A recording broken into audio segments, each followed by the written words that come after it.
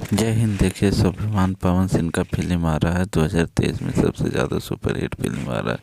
देखिए किस हमारा स्वाभिमान फिल्म जो आ रहा है 2023 में पवन सिंह का, ये फिल्म करीब करीब 4 करोड़ रुपया खर्च पर रहा था। देखिए अगला फिल्म आ रहा है आंधी, जो 2 घंटा 38 मिनट के, इसमें पवन सिंह ने करीब करीब 10 से 12 करोड़ रुपये कमाए, जबकि खर्च किए थे 3 से 4 करोड़ रुपये। उठानी कमाल कर रही है फिल्म, पवन सिंह का सबसे सुपरहिट फिल्म आ रहा है। देखिए आ चुका है धर्मा फिल्म, जिसमें करोड़ रुपये अरबों रुपये कमाए हैं धर्मा फिल्म में, जबकि खर्च इसमें सबसे ज़्यादा था।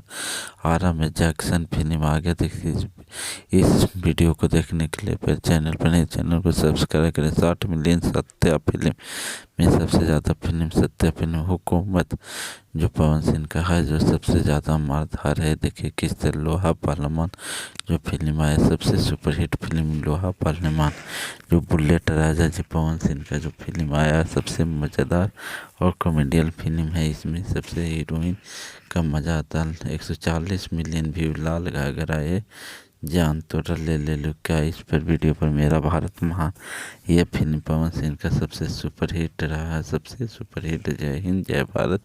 वीडियो को देखने के लिए चैनल पर